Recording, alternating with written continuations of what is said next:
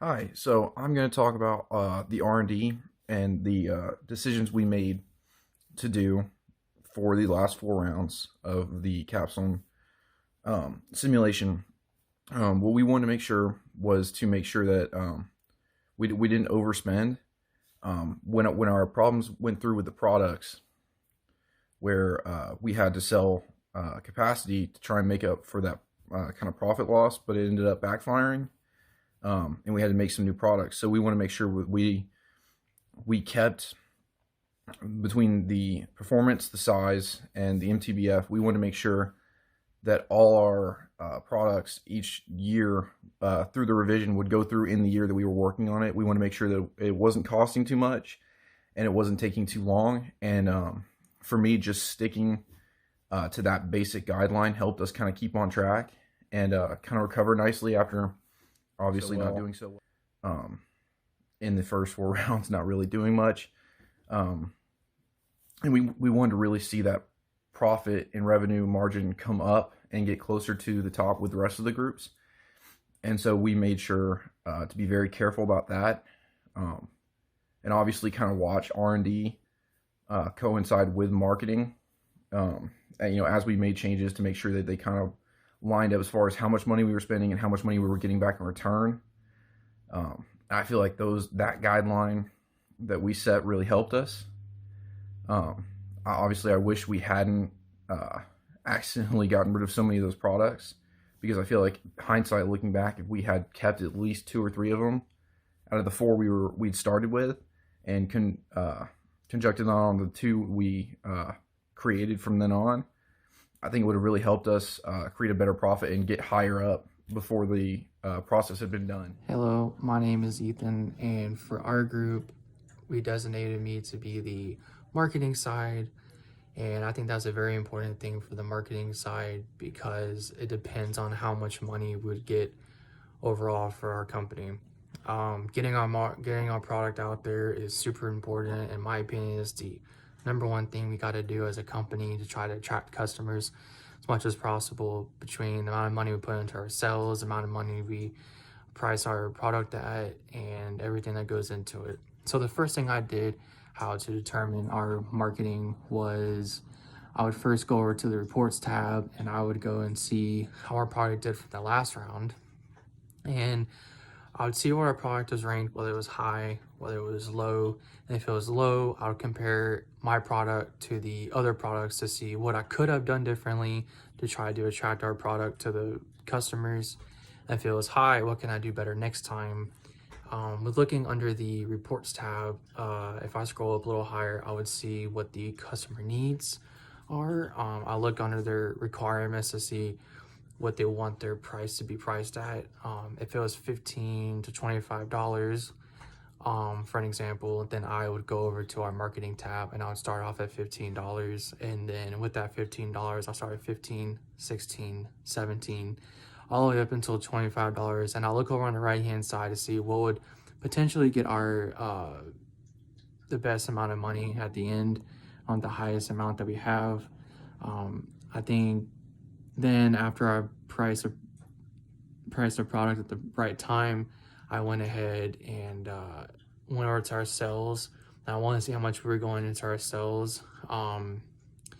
Sometimes if our product is really low on there, I'd want to put more money into sales, try to get our product out there. But if it was doing really good, I might just lower a little bit to try to save some money in the end. Thank you. Hey, so I'm going to talk about our production section in this section of the final video. We were mostly focused on making the right amount of inventory each round. We messed up by not doing the first few rounds. We messed up by not doing the first few rounds, as you know. That put our R&D costs back pretty far, or not R&D costs, but our R&D time back pretty far. That meant that we weren't selling a lot of products in some sectors. And because we fell so far behind on R&D, we didn't up the automation a lot of times on some of these products, because that adds to the R&D time cycle. So it takes more time to make the changes that we needed to make to actually sell products. Another effect of being so behind on R&D is that some products weren't selling. So our strategy was to sell off the production capacity until that product actually caught up to the market. We sold our production cost or our production capacity so we could get some more excess cash.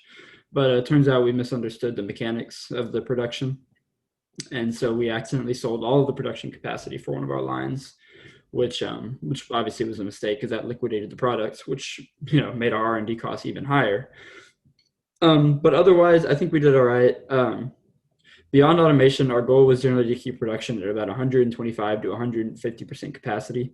That way, we weren't selling too much because it takes a year to buy it again, so we didn't want to fall behind in the next year if we started selling more. But the 125 to 150% also keeps the second shift production costs, which are higher, down low. So that gave us some flexibility, but it also did keep our production costs down a little bit. If I were going to go back and change some things in hindsight, I would change that I would actually change the automation. As I said, our goal was to keep the R&D cycle time low, but I still think we could have gotten a little more efficiency out of the costs by increasing the automation. I also would have kept more of our excess capacity, obviously, especially in the one that we liquidated, but in some of the others, we actually had too low capacity sometimes, whether that was due to changing markets or to mistakes in our forecasting. I'm not sure. But yeah, that was our production section. So thank you. Hi there, my name is Ethan Denton, and I will be handling the last three segments of the final presentation for management. We're going to have the HR department, the finance department, and the TQM department, which is total quality management. Now, as you already know from the previous people talking, that we were far behind in getting started off. We did not get started off until round 5. So, in the HR department, we did not spend any money. And so I'm going to talk about the reason why we didn't, and then why I wish we could have if we had a longer timeline. The changes that we would make if we were to do this again. In the HR department, instead of buying a lot of labor, trying to spend a lot of money on the employee turnover and recruiting and training, we had talked, and Travis and everybody had come up with the idea that in the production area, we should try to automate our industry to lower cost. Now, I know that we started off far behind, so it was already kind of hard to get our automation up, but we were working our way up to try to highly automate all of our products. This would create less variable cost, less labor cost, and in this process, we wouldn't need to spend money trying to recruit and train employees. Now, we do wish that we would have trained employees from the beginning, the get-go, from round 1, because we feel that if you would have highly trained employees, it would have played in with the automation factor and helped create a better rolling industry. Sadly, we did not make these changes since we missed the first 4 rounds, and we were trying to keep our money in the area where we thought it was best needed: R&D, marketing, and production. In R&D, we were trying to keep products brand new, relatively new, because elite segments called for a zero age, and other segments called for higher performance, lower size, a better reliability. And in order to stay in those segments, in order to stay in that customer buying criteria, we had to spend money there, which was taken away from money that we could spend in other places. And then we had to spend in the marketing because our products had not been new and relative or anything like that. So we had to get them out there. We had to spend money on advertising them and getting them out there. And with that being done, and then having to pay to produce these products, since we had no production hardly, we weren't utilizing our plants that good at all in the first 4 rounds. So we needed to start utilizing them in round 5 through 8. We felt that the money would not best be spent on employee turnovers and labor rates and all that. But if we were to do this again, we know that we would make changes there. As for the finance department, we made changes in the finance department, and some of them were just changes we wish we wouldn't have had to make, but that was due to us being so far behind. In round 5, we had bond issue for 15,556, which is thousands being translated. But the reason for that was because we had spent so much money in R&D and developing and stuff. And what happens is a bond issue is when you issue bond, like our company did, we're using them to fund long-term investments in capacity and automation.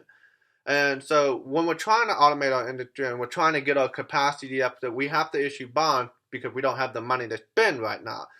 Now, you do see a change from round 5 to round 6. When we get to round 6, we did not have to issue any bond. And we tried to attempt to pay a $2 dividend. We did this because we felt paying a $2 dividend would enable shareholders to see a positive thing coming up. like, oh, hey, this is looking good. They're paying dividends now, maybe try to increase our share. But we realized that probably wasn't the best decision for a company so far behind on money. So in round 7, we did not pay any dividend, and we had another bond issue for $8,924, which is much less than $15,556. I think the important part to see is that bond issue shows that we were headed in the right direction because we had just started another R&D. We were trying to get our products back out there to get them better performance, better size. We were trying to produce new ones, market new ones. All that money that we were spending, and we only took out $8,924 versus the $15,000 in round 5, shows that we were increasing. And I'm not saying we were doing that good, but we were budgeting better. We showed progress of budgeting. In round 8, we had short debt of $5,000. And part of that is because, you can see the budgeting is increasing and stuff. We had a short debt $5,000 because we're trying to show that we're putting some money here, that we're trying to budget better, and we're not putting it all in R&D and marketing production. It's not, and then nothing. We weren't able to spend money in H&R, but we had our reason for that because of the automation part. But we're trying to show that we're willing to short stuff and to get stuff back out there. We're trying to increase our shares again and increase the value of our shares. We did not sell common shares because our value was so far down, but we were trying to increase our shares and the value of them. As for the TQM segment, we did not make any changes in the total quality management segment, but we wish that we would have, because after seeing that we were so far behind, we didn't want to spend money there. But when you look at it, you can reduce the R&D cycle time, you can reduce labor cost and employee turnovers with all of that. If we had started in round 1, I know for a fact that our team would make changes in the TQM segment. We would have spent money there. We just did not have the money to spend in the first place. And so sadly, when we started off in round 5, we put our money in the areas we thought was best needed for our strategy to get back out there, to have a broad cost, to cut our cost as much as we can by automating our industry and to compete with our competitors that way in the quickest route possible. Next time, if we do 8 rounds, I promise that we will try to lower our cost in R&D, because the R&D cycle time transfers over and we can get products out there faster, quicker, more efficiently, more effectively, and you can lower the cost of labor, you can lower the cost of margins and variable and stuff. So next time we will do that, and that is something that I want to show that this simulation has brought us to our realization, is that we could have made better decision, and we learned by falling behind. We actually learned how to try to play catch up with other markets, other customers and competitors. We were trying to catch up with those competitors and compete with them, and in order to do that, we learned from them that we should put money in TQM and we should put money in HR, but we had a reason for not doing that. So it's been a great class and a great simulation, and we all thank you for engaging us in this.